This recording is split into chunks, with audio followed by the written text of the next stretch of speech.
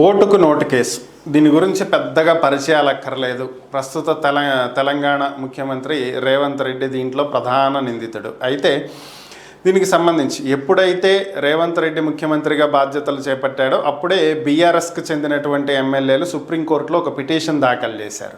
ప్రస్తుతం రేవంత్ రెడ్డి ముఖ్యమంత్రిగా ఉన్నటువంటి నేపథ్యంలో ఈ కేసుకి సంబంధించినటువంటి విచారణ తెలంగాణ హైకోర్టులో జరిగితే దీన్ని ప్రభావితం చేసేటువంటి అవకాశాలు ఎక్కువగా ఉంటాయని, కాబట్టి ఈ కేసు దర్యాప్తుని వేరొక రాష్ట్రానికి మార్చండి, వీలైతే మధ్యప్రదేశ్కి మార్చండి అని చెప్పి అడుగుతూ సుప్రీంకోర్టుని ఆశ్రయించడం జరిగింది.